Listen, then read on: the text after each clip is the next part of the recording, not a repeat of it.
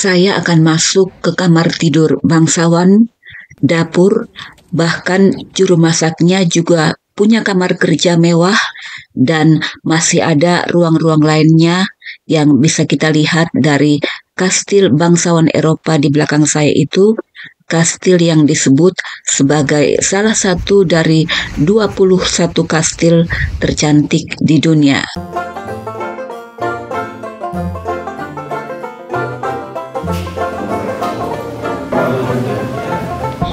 Halo teman-teman, welcome to my channel. Video ini adalah lanjutan dari video lalu tentang Kastil Vianden yang terletak di Luxembourg, namun pernah cukup lama menjadi milik kerajaan Belanda dari tahun 1417 sampai tahun 1820.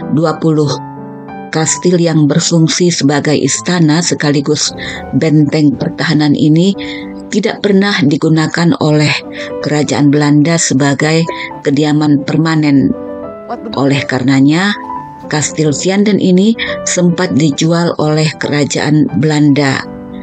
Namun saat melihat kastil ini menjadi rusak karena pemilik barunya mempreteli bagian-bagian dari bangunan lalu menjualnya secara eceran, Belanda segera bertindak. Belanda membeli kembali Kastil Vianden ini, memperbaikinya, kemudian menyerahkan kastil ini ke Luxembourg untuk dirawat. Untuk memasuki ruang-ruang pribadi dari Kastil Vianden ini, saya melewati ruang kesatria yang menyimpan peralatan perang tentara Romawi kuno, juga gudang senjata kuno. Banyak aula dan ruangan-ruangan luas di kastil ini yang sekarang dimanfaatkan oleh pemerintah setempat sebagai tempat pameran. Misalnya saat saya datang ini ada pameran tentang rekonstruksi dari penemuan jasad wanita yang ditemukan di daerah Sengen di Luxembourg. Apa istimewanya sehingga jasad wanita ini direkonstruksi kembali? Jenazah wanita ini diperkirakan berasal dari 2500 tahun lalu. Keistimewaannya saat penggalian tahun 1995, penemuan jasad wanita ini menarik perhatian karena setelah kuburannya digali, di kuburannya ditemukan banyak sekali benda berharga, juga jasadnya mengenakan banyak perhiasan yang menunjukkan statusnya yang terpandang pada masanya. Ada juga pameran foto-foto dari orang-orang terkenal yang pernah datang ke kastil ini, di antaranya Raja Belanda Willem-Alexander dan Ratu Maxima. Ada istri mantan Presiden Amerika Franklin Delano Roosevelt, juga ada bintang film Amerika Gina Lollobrigida. Sekarang saya memasuki ruang ibadah dari Kastil Vianden ini. Tempat ibadah ini disebut kapel. Kapel adalah gereja kecil. Tempat ibadah ini dibangun dengan gaya Romawi. Di tengah kapel atau gereja kecil ini ada lubang besar yang dibangun sedemikian rupa sehingga ibadah yang dilangsungkan di kapel ini dapat ikut didengarkan oleh penduduk kota.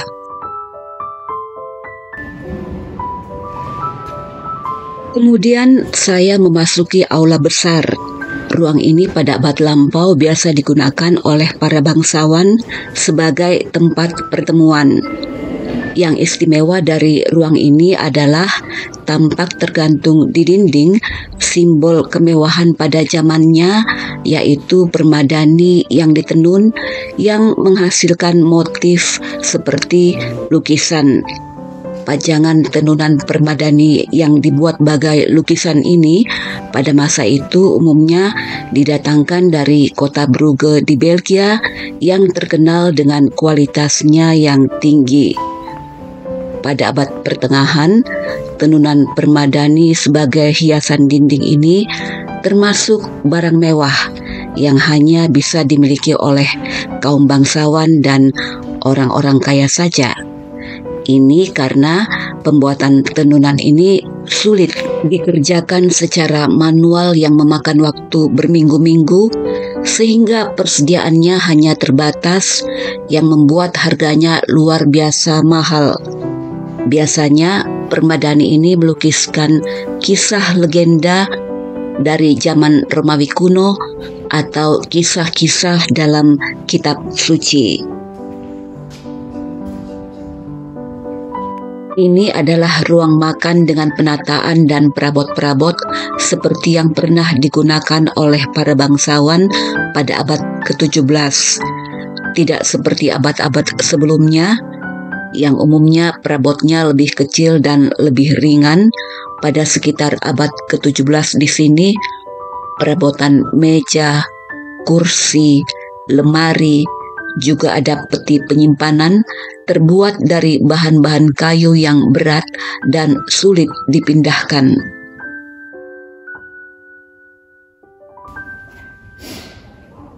Dari ruang makan ini, saya menuju kamar kerja juru masak. Nah, ini kamar kerja juru masak. Pada masa itu, seni kuliner mulai berkembang, dan bagi kalangan bangsawan, sajian makanan adalah lambang status yang menunjukkan prestise mereka. Disinilah peran penting juru masak sebagai penyedia masakan berkelas sangat dibutuhkan oleh para bangsawan.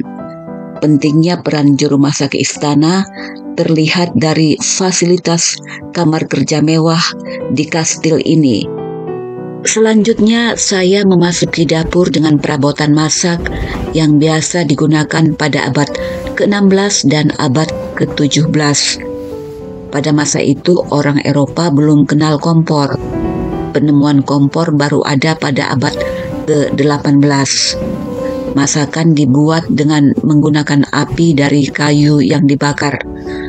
Lalu panci untuk memasak digantung di atas api yang menyala. Pada masa itu ada aroma khas yang hanya bisa hadir di dapur kaum bangsawan yang tidak mungkin bisa hadir di dapur rakyat biasa.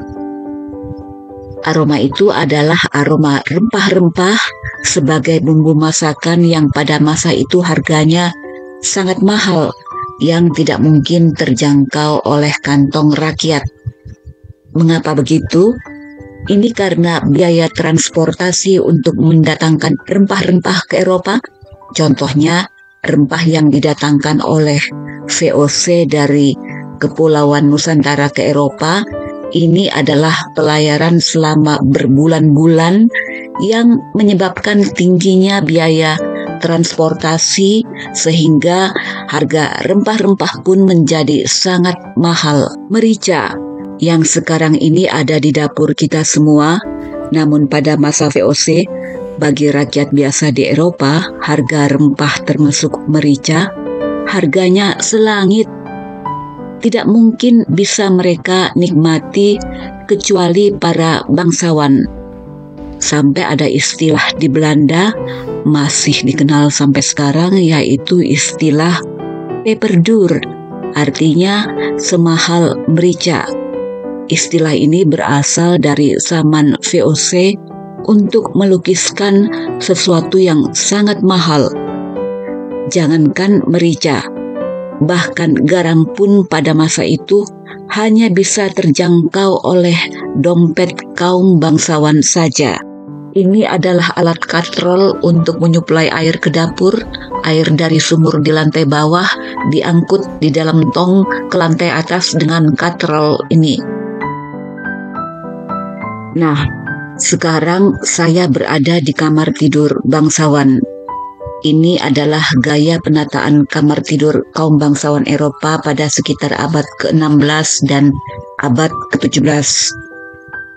Kamar tidur ini adalah satu-satunya kamar tidur yang dibuka untuk pengunjung di kastil ini, sekedar memberi gambaran bagi pengunjung bagaimana gaya hidup kaum bangsawan pada zaman itu. Tampak dipajang juga pakaian bangsawan Eropa pada sekitar abad ke-16, abad 17. Ini gaya berpakaian pria bangsawan pada masa itu, dan ini gaya berpakaian bangsawan wanita.